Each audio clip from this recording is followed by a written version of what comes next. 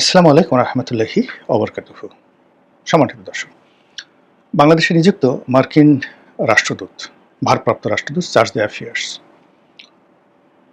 উনি সম্প্রতি লন্ডন গিয়েছেন এবং বিএনপির ভারপ্রাপ্ত চেয়ারম্যান জনাব তারেক রহমান সাহেবের সঙ্গে বৈঠক করেছেন। তো তিনি যে তারিখে বৈঠক করেছেন, সেই বৈঠকের অনেক দিন পর এই খবর মিডিয়াতে এসেছে। মার্কিন দূতাবাসের পক্ষ থেকে কোনো কথা বলা হয়নি, আর বিএনপির পক্ষ থেকে এই বৈঠক নিয়ে কোনো কথা বলা হয়নি। ফলে কি হলো, এই বৈঠক নিয়ে নানা রকম পক্ষে এবং বিপক্ষে কথাবার্তা চলছে। বৈঠক হয়তো মাসখানেক আগে হয়েছে, আর এই ঘটনা নিয়ে গত 15 দিন ধরে আলাপ আলোচনা হচ্ছে। আমি অনেকটা ইচ্ছে করি সময় নিলাম যে দেখি কে কি বলে বা পরিস্থিতি কোন দিকে যায়। তো এখন মার্কিন যুক্তরাষ্ট্রের যে তৎপরতা, বিশেষ করে এখন যিনি ভারপ্রাপ্ত রাষ্ট্রদূত রয়েছেন, তিনি তারেক রহমান সাহেবের সঙ্গে দেখা করে এসেছেন। এটি নজিরবিহীন ঘটনা। প্রথমত, বাংলাদেশের নিযুক্ত একজন ভারপ্রাপ্ত রাষ্ট্রদূত তিনি তৃতীয় কোনো দেশে গিয়ে তারপর একটি বড় রাজনৈতিক দলের নেতা, যিনি কিনা প্রবাসে আছেন এবং এখন পর্যন্ত বাংলাদেশে আসছেন না, এবং ওখানে বসে তিনি দল পরিচালনা করছেন, তার সঙ্গে যে দেখা এবং সাক্ষাৎ এবং যে বিষয়ে পরামর্শ করা, এরকম নজির আমি দেখিনি। আমাদের দেশে এরকম ঘটনা না ঘটলেও ইতিপূর্বে ধরুন না ঘটেছে, যেমন শেখ হাসিনা দিল্লিতে ছিল, তখন বাংলাদেশের কোনো রাষ্ট্রদূত গিয়ে দিল্লিতে দেখা করেছেন আমার জানা নেই। আয়াতুল্লাহ খামিনি ছিলেন প্যারিসে, তার সঙ্গে কোনো আমেরিকান রাষ্ট্রদূত দেখা করেছেন বা অন্য কোনো রাষ্ট্রদূত দেখা করেছেন তাও খবর আমরা জানি না। বেনজির ভুট্টো ছিলেন দুবাইতে, ব্যাংককে, নওয়াজ শরীফ ছিলেন সৌদি আরবেতে, ব্যাংককে, সিঙ্গাপুরে। তো তাদের কারোর সঙ্গে কোনো দেশের রাষ্ট্রদূত দেখা করেছেন এরকম কোনো নজির নাই। তো সেক্ষেত্রে বাংলাদেশে নিযুক্ত মার্কিন রাষ্ট্রদূত তিনি তারেক রহমান সাহেবের সঙ্গে দেখা করলেন। এটার মাঝে যা কি, কারণটা কি, কেন তিনি দেখা করলেন, এটা কি বিএনপির জন্য ভালো কিছু না মন্দ কিছু, এই বিষয়গুলো নিয়ে আলোচনা করব। তার আগে বর্তমান রাষ্ট্রদূতের কিছু কর্মকাণ্ড নিয়ে আলোচনা করা আবশ্যক।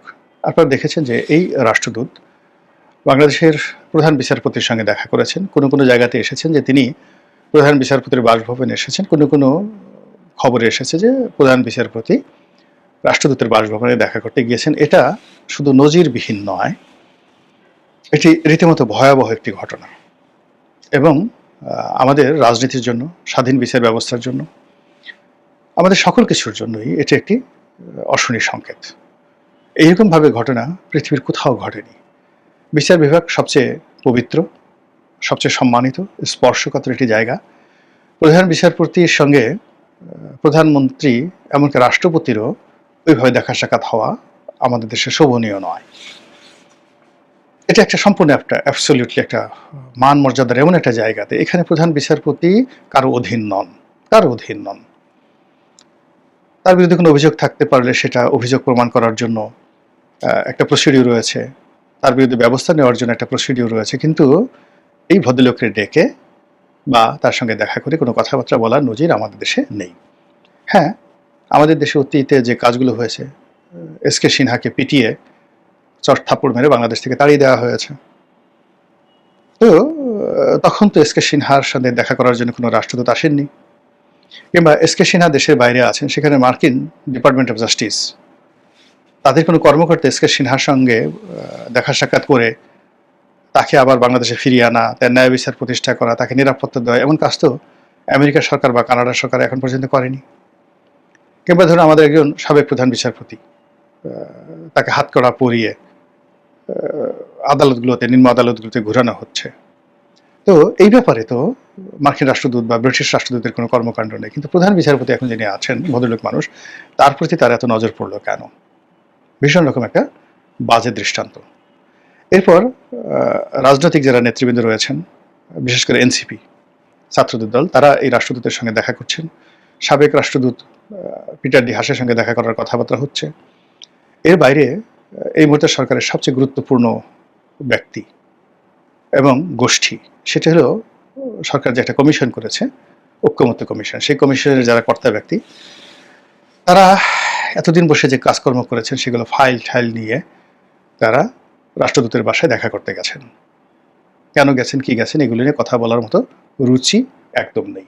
আমি শুধুমাত্র বিএনপির ভারপ্রাপ্ত চেয়ারম্যানের সঙ্গে যে রাষ্ট্রদূতের দেখা সাক্ষাৎ তার প্রেক্ষাপট বলতে চাই। যখন ২০০১ থেকে ২০০৬ পর্যন্ত বিএনপি ক্ষমতায় ছিল, তখন আমেরিকার সঙ্গে বিএনপির সম্পর্ক সাপে নেউলে ছিল দুটো কারণে। প্রথম কারণ হলো সরকারের সঙ্গে জামাতের সম্পৃক্ততা ছিল। জামাত তখন প্রতিটি পশ্চিমা দেশে, আমেরিকা এবং অন্যান্য ইউরোপের দেশগুলোতে একটি জঙ্গিবাদী সংগঠন, একটি মৌলবাদী সংগঠন, একটি উগ্র সংগঠন হিসেবে তারা বিবেচিত হতো। তো সেই সংগঠনের সঙ্গে বিএনপি সরকার গঠন করেছে, এই জন্য পশ্চিমের দুনিয়ায় বিএনপির কোনো সম্মানজনক অবস্থা ছিল না, নাম্বার ওয়ান।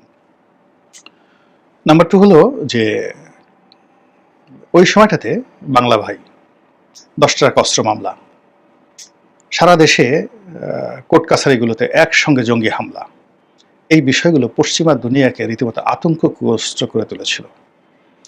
এবং আমরা যেভাবে মনে করি যে আসলে পশ্চিমা দুনিয়া অনেক কিছু বুঝে বা তাদের কাছে অনেক খবর থাকে, আমি নিজে পশ্চিমা দুনিয়াতে পড়াশোনা করতে গিয়ে যেটি বুঝেছি যে তারা ভীষণ রকম আত্মকেন্দ্রিক এবং টান কথা শুনে তারা বিশ্বাস করে।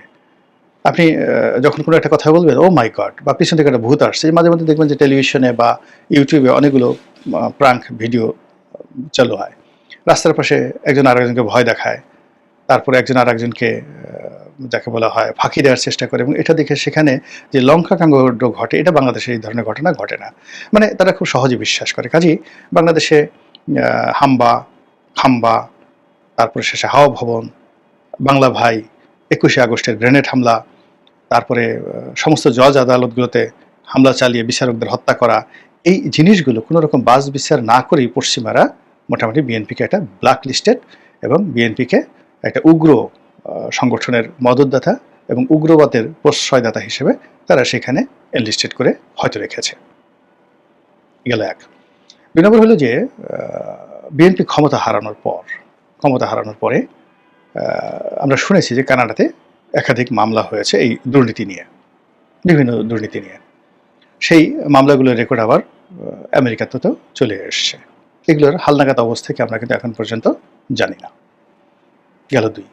৩ নম্বরে আমরা যেটা শুনেছিলাম, সত্য মিথ্যা জানি না, যে আমেরিকাতে জনাব তারেক রহমানের যে প্রবেশ, এখানে নিষেধাজ্ঞা আছে, তাকে সেখানে ভিসা দেওয়া হচ্ছে না বা হয়নি, বা তাকে সেখানে ঢুকে দেওয়া হবে না বা হচ্ছে না। সত্য মিথ্যা বিএনপির পক্ষ থেকে কখনো বলা হয়নি। আওয়ামী লীগের পুরো জমানাটিতে ২০০৯ থেকে একেবারে ২৫ পর্যন্ত এরকম একটা যাকে বলা হাইপ, এরকম একটা বক্তব্য তুলে ধরা হয়েছে তারেক রহমান সাহেবের বিরুদ্ধে, যেটা বিএনপি মোকাবেলা করতে পারেনি, কিংবা তারেক রহমান সাহেব একবার আমেরিকাতে গিয়ে তিনি প্রমাণ করেননি যে না, তার ব্ল্যাক লিস্টে নেই।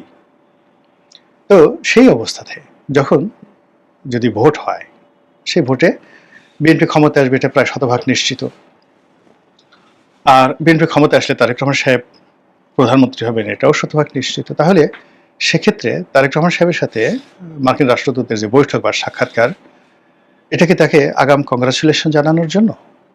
আমার কাছে মনে হচ্ছে তা নয়, বরং তাদের মধ্যে এমন কিছু কথাবার্তা হয়েছে,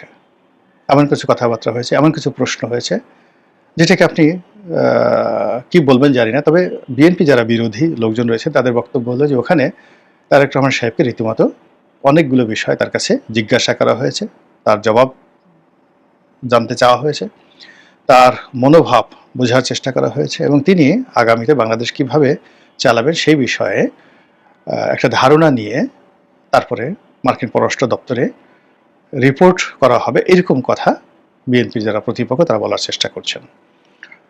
অন্যদিকে যারা বিএনপির যারা লোকজন, তাদের বক্তব্য হলো যে তাদের নেতা এখন বিশ্ব নেতা, তার সঙ্গে মার্কিন রাষ্ট্রদূত বাধ্য হয়েছেন বাংলাদেশ থেকে উড়ে গিয়ে সেখানে দেখা করার জন্য। কেন গিয়েছেন?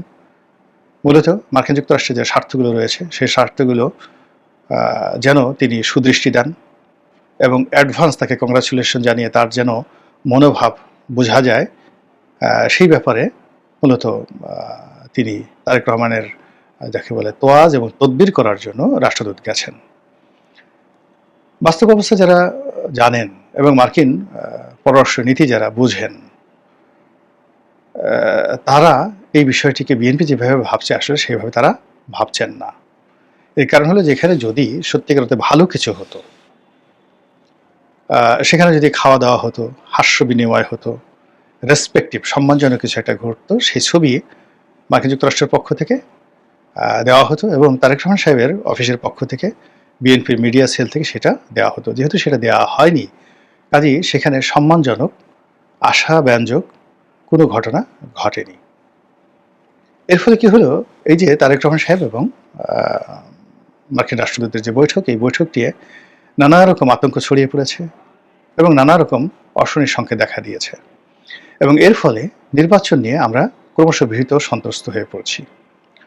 আমেরিকা এখন যেভাবে জামাতের সাথে বৈঠক করছে, যেভাবে এনসিপির সঙ্গে বৈঠক করছে এবং যেভাবে বারবার ডক্টর মোহাম্মদ ইউনূসের সঙ্গে বৈঠক করছেন এবং সেই বৈঠক করে তাদের মধ্যে যতটা বডি ল্যাঙ্গুয়েজ দেখা যাচ্ছে যে ডক্টর মোহাম্মদ ইউনূসের সঙ্গে হাস্যরত অবস্থায় বা হাস্যোজ্জ্বল কোনো ছবি আমরা মার্কিন রাষ্ট্রদূত দেখিনি এবং সেখানে মনে হচ্ছে যে তাদের মধ্যে কিছু অপ্রীতিকর কথা, অপ্রিয় কথা বিনিময় হচ্ছে এবং সে সকল বিষয়ে প্রধান উপদেষ্টার কার্যালয় থেকে বা মার্কিন রাষ্ট্রদূতের কার্যালয় থেকে কোনো সংবাদ আসছে না, কিন্তু ঘন ঘন তাদের মধ্যে বৈঠক হচ্ছে।